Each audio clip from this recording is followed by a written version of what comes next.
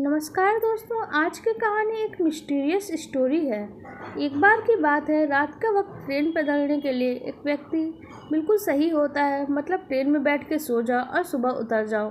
यही बात वो सोचते हुए जा रहा था। बनारस और दिल्ली के बीच की दूरी ऐसे ही नापते हुए आ रहा था। उसकी अनुसार ही हम इस कहानी को बोलेंगे। हम इस बार भी शिवगंगा एक्सप्रेस प्लेटफॉर्म 12 पे ही जब लगी हुई थी। सीट पे बैठने के बाद मुझे लगा कि बोगी इस बार कुछ खाली रह गई और सफ़र आराम से बीत जाएगा। कब फेसबुक चलाते और एयरटेल के नेट को गरियाते हुए आँख लग गई, पता ही नहीं चला। शाम 8 बजे ट्रेन शायद अलीगढ़ के आसपास कहीं रुकी होगी।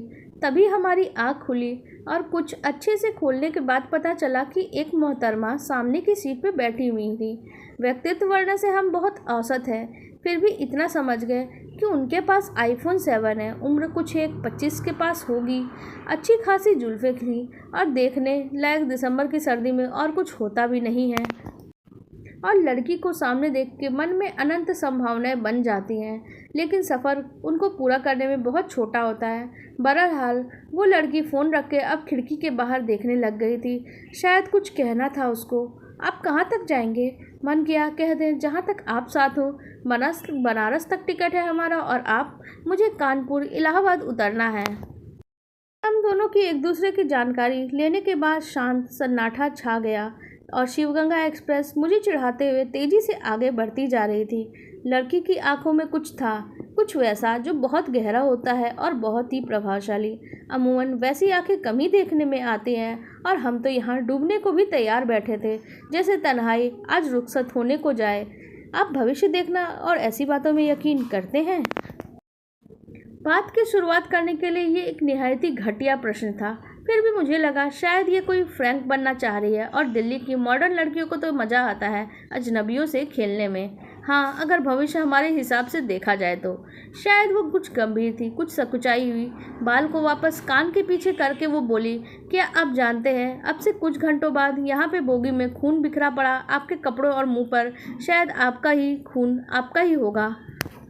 उसकी बातों को किसी प्रैंक का हिस्सा मानते हुए हमने सोचा मोहतरमा को जान लेने की बड़ी जल्दी है, बिना दिल लिए ही जान ले लेगी। हाँ, फिर आगे? एक चुप्पी के बाद वो बोली, अमूमन मुझे ये भविष्य दृश्य नहीं आते, लेकिन जब आते हैं तो अधिकांश सच ही होते हैं और शायद आज कुछ ऐसा ही होने वाला है। आप हमारे प्यार में पड़ जाएंगी और क्या। मैंने उसका मखौल उड़ा दिया। ट्रेन रफ्तार पकड़ चुकी थी और एकदम निशब्द सन्नाटा पसरा हुआ था। कुछ 1 घंटों के बाद कानपुर आया और गाड़ी अपनी गति से आगे निकल गई। इंडस्ट्रियल एरिया, मोबाइल टावर, दूर घरों से आती मध्यम टिमटिमाती लाइटें और शहर का कोलाहल सब पीछे छूटता गया। मैंने घड़ी देखा, 2 बज रहे थे। वो अपनी सीट पर लेटी हुई थी और शायद नींद में थी।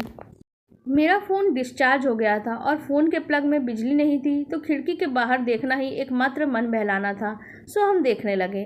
पता नहीं क्यों ऐसा लग रहा था कि सारे रास्ते दोहराए जा रहे हैं। वही पेड़, वही लोग, वही घुमावदार पटरियाँ। फिर शायद या फिर नींद की खुमारी है और रात के अंधेरे में मुझे ऐसा लग रहा होगा। तीसरी बार हमने निश्चय किया कि ट्रेन की साइड में लगे खंभों की संख्या देखेंगे। फिर आया 403, 404, 409 और कुछ 1 मिनटों के बाद दोबारा 403। दिल बहुत ज़ोर से धड़का।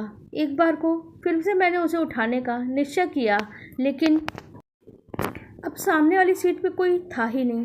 बस ऐसा लग रहा था कि बनारस भर को पूरी ठंड हमारे सीने में ही समा गई है और दिमाग अनेक अनहोनियों की कल्पना में लीन हो गया। चेन खींचकर देखूं, लेकिन ट्रेन रुकेगी भी यहाँ? जाएंगे कहाँ? बोगी में और कोई नहीं था, शायद जगह ही नहीं था। दिल अब बहुत ज़ोर से धड़क रहा था और सांसें कौन चुड़ैल से इश्क लड़ा गए यार।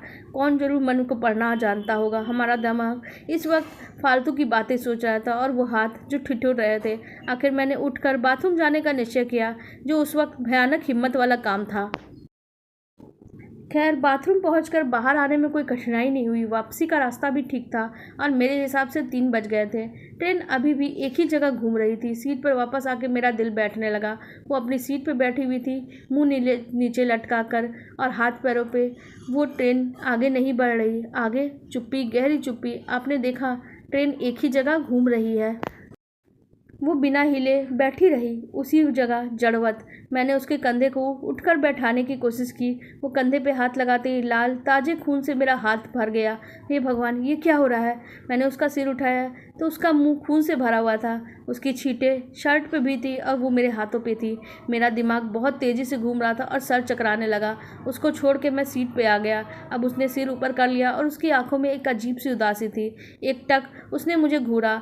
बस मुझे सिरहन हो गई। बस वो सीना चीरकर अब बाहर आने को ही थी मेरी धड़कन। उस वीराने में उसकी आंखें काटने को दौड़ रही थी। मैं हार मान चुका था, जैसे अब मेरी ज़िंदगी की आखिरी रात है वो। अब 4 बज गए थे। उसकी आंखों में आंसू थे और चेहरे पे निष्काम भाव। जैसे लगा कि ट्रेन अपने रूट पे लौट चुके हैं और मैं सही था। कुछ समय बाद इलाहाबाद आया और वो चुपचाप उतर गए। मैं भी कुछ बोलने सुनने में बिल्कुल असहज हो गया था। खैर, बनारस आया और हम उतरे भी। पर मेरे दोस्त अचानक बोलते हैं आज रात को उस गंगा पे चली ही नहीं थी वो लड़की, और उसके एक रात पहले उसी ट्रेन में उस लड़की का रेप करके बेरहमी से हत्या कर दी गई थी। रात 2 बजे से 3 बजे, जो समय बिल्कुल हमारे साथ समय से मेल खाता है। किसको मानूं, उनको या उसकी शर्ट पे लगे खून के दाग को, जो मैंने इलाहाबाद की पटरियों पे डाल दी थी? क्या भविष्य दृष्टा सही में होते हैं या भूत इलाहाबाद में गायब हो जाते हैं? बहरहाल हम दोबारा शिवगंगा से नहीं गए। आपको हमारी ये रहस्यमय कहानी कैसी लगी कमेंट सेक्शन में ज़रूर बताइएगा। साथ ही वीडियो को लाइक कर दीजिएगा और हमारे चैनल को सब्सक्राइब कर लीजिएगा। धन्यवाद।